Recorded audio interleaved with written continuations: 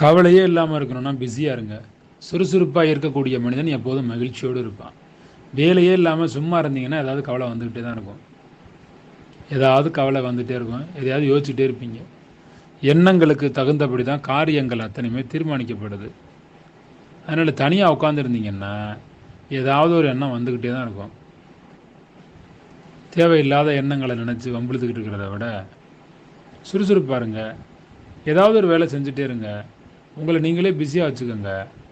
உங்களுடைய எண்ணங்கள் பலமுள்ளதாக இருக்கும்போது வாழ்க்கை ரொம்ப சூப்பராக இருக்கும். நம்பிக்கை உள்ள மனிதனுக்கு எப்பயுமே ரோஜாப்பூ தான் கண்ணில் படும். ரோஜாப்பூவுக்கு கீழே இருக்கிற முள் கண்ணில் படாது. ரோஜாப்பூ மட்டும்தான், வாழ்க்கையோட பிரகாசம் மட்டும்தான் தெரியும். நம்பிக்கை உள்ள மனிதனுக்கு எப்போதும் பிரகாசமான வாழ்க்கை தான் தெரியும். அவன் பிரகாசிச்சுக்கிட்டே இருப்பான். அந்த பிரகாசங்களை உணர உணர உணர உணர தான் வாழ்க்கை நல்லாயிருக்கும். உங்கள் கண்ணுக்கு தெரிகிறதெல்லாம் நல்லதே தெரியணும், நல்லதையே யோசிக்கணும், நல்ல விதமாகவே நடந்து கொள்ளணும். நல்ல விதமாகவே நடந்து கொண்டு பிஸியான லைஃப்பை வச்சுக்கிட்டிங்கன்னா நம்ம வாழ்க்கையில் அடுத்து எப்படி வாழ்கிறதுன்னு அதே யோசிச்சுக்கிட்டு இருந்தோம்னா அப்புறங்க கஷ்டத்தை பற்றி நினைக்க தோணும். நமக்கு கஷ்டத்தை பற்றி நினைக்க வேண்டிய ஒரு நிலைமையே வேண்டாம். உங்களுக்கு பிஸியாக இருந்தால் கோபம் வராது, பிஸியாக இருந்தால் நோய் வராது. பிஸியானா ராத்திரி பகலாக பிஸியாக இருக்கிறது இல்லை, அப்படி கிடையாது. பிஸியாக இருக்கிறனா அந்த பிஸி கிடையாது.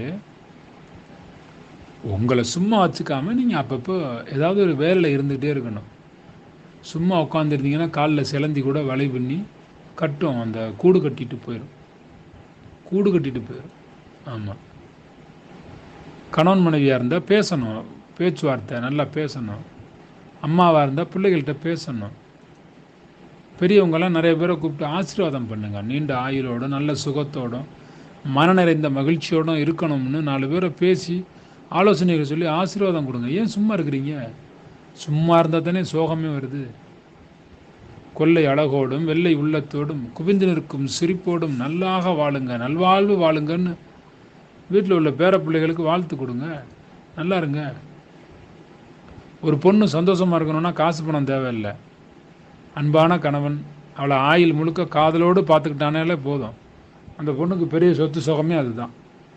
அவ்வளோதான். இதுதான் வாழ்க்கை.